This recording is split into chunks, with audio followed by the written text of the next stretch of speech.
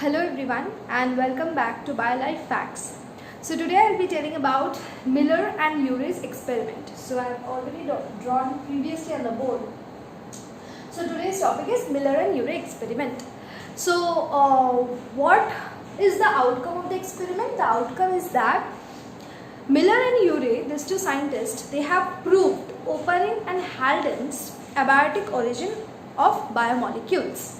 What did Oparin and Halden say? That the origination of biomolecules in this earth came from the abiotic origin. So it was a step of events that led to the formation of a living cell and eventually the biomolecules. So what we see, so this is the apparatus, so spark discharge apparatus, which is being set up in the laboratory by Miller and Urey.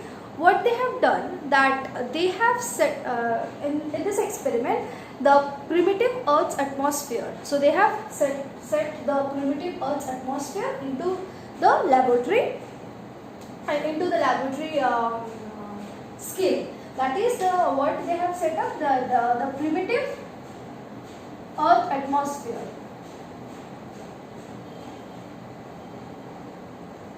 Primitive Earth atmosphere, which we all know that it was around many billion years ago, where the primitive Earth atmosphere had a reducing atmosphere and not oxidizing like today.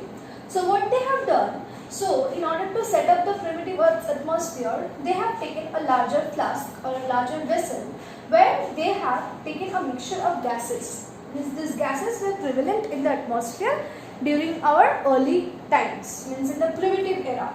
So the gases which were present, mostly the reducing gases like the methane, ammonia, water and hydrogen.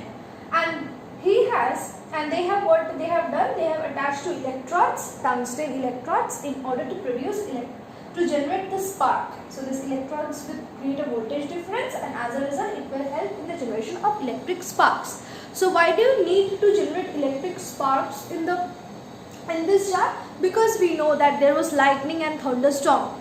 Means the lightning or thunderstorm was much more prevalent in the primitive Earth atmosphere. So these electrodes, the electric current will help in the generation of this electric spark, and as a result, so this particular vessel will represent our primitive Earth atmosphere, which consists of mixture of gases as well as the lightning phenomena.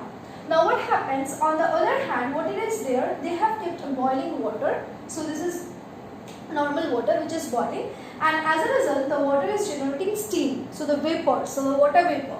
So what is happening, these water vapors are going upwards, the vapors or the steam is going upwards through this glass tube, and hence these vapors are coming and again mixing, means they are reacting with these gases, atmospheric gases as well as the spark, and as a result their mixture is then passing through this condenser. So in this condenser what happens, the temperature gradually decreases. So here the temperature is very much high and the temperature has been decreased.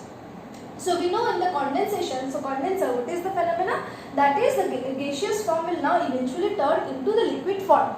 So similarly we get droplets of liquid. Now these droplets of liquid are being trapped in this Ute trap. So they are present in the Ute trap.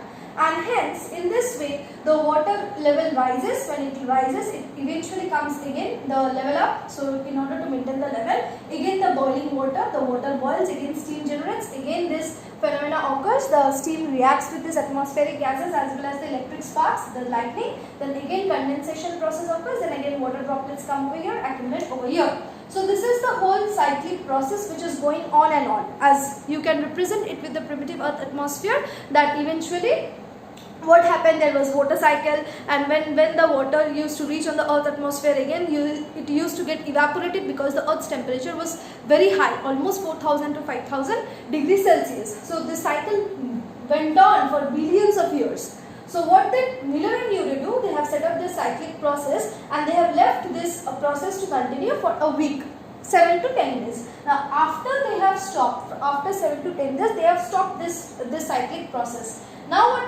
what they have seen, what is the observation from this, or what is the outcome of this experiment, is that when they have collected the water from the Ute trap, they have found that the water contains sugar molecules as well as amino acids. So sugar molecules, basically the carbohydrates, and amino acids like we all know alanine, glycine, arginine, valine, all these amino acids.